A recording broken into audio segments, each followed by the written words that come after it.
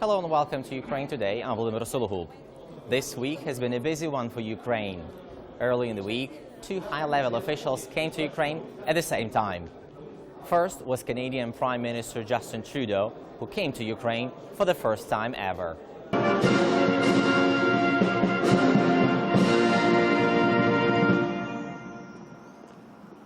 During his visit, Mr. Trudeau met with Ukrainian President Petro Poroshenko, Prime Minister Volodymyr Groysman, other Ukrainian politicians, as well as young leaders and reformers.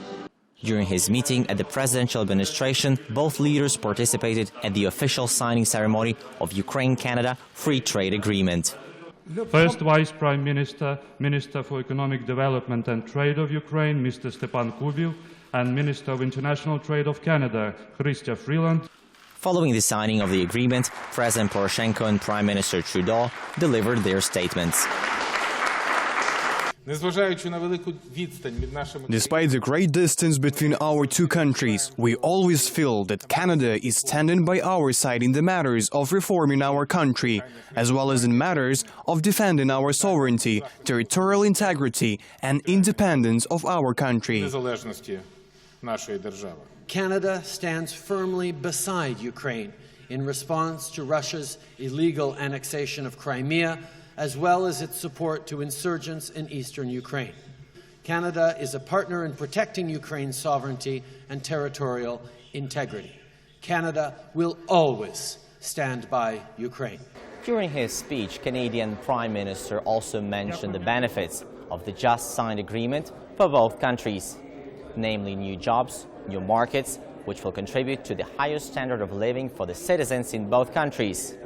In an exclusive interview to Ukraine Today, the mastermind behind the deal from the Ukrainian side, Ukraine's trade representative and Deputy Minister for Economic Development and Trade of Ukraine, discussed the agreement in more detail. The major industries that would benefit immediately in the short-term perspective is definitely the food industry and agriculture industry. That's a light industry. Ukrainian clothing and Ukrainian footwear, because we have immediate duty-free access to the Canadian market. Plus, we believe that the Ukrainian machinery would benefit from this agreement.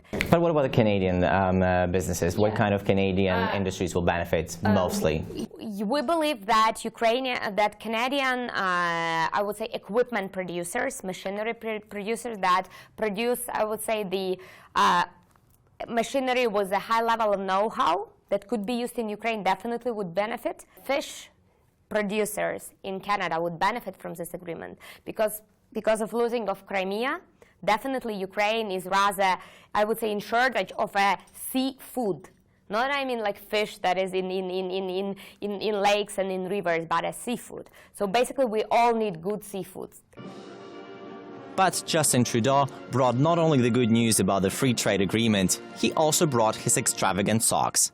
Ukrainian media couldn't help but notice the funky socks Prime Minister Trudeau was wearing during the official meetings. Ukraine's president decided to play his part and at some point during the Q&A switched into French. Je remercie beaucoup la Première ministre du Canada, diaspora ukrainienne du Canada. Justin Trudeau remained his charming self. Next time you're going to have to answer the French questions in French. You've spent a lot of time in Canada. It's wonderful to see you working on our second official language. Another high-profile guest in Kyiv this week was EU Commissioner for Neighbourhood Policy and Enlargement Negotiations, Mr. Johannes Hahn. Unlike Canadian Prime Minister, Commissioner Hahn is a frequent flyer to Kyiv. And this time, he brought some good news for those Ukrainians who are waiting for the visa-free regime with the EU. Final decisions in terms to grant this visa liberalization finally, which is now in the Parliament and in the Council, but looking into the timetable, it should be possible to have a decision at the latest in October. Mr. Hahn also praised the Ukrainian government for passing the necessary laws to start some of the reforms, but stressed immediately that the EU would like to see their implementation as well. The EU Commissioner reminded that the key priority areas remain the same: anti-corruption, justice, prosecution and law enforcement, public administration, trade, energy. And finally, Commissioner Hahn commented on the unstable political situation in Ukraine. Abstain all these tendencies to have snap elections and so on. This is, whenever I arrive in Kyiv, I hear there might be soon elections and so on. So this is something I believe is distracting from being focused on what is necessary to deliver.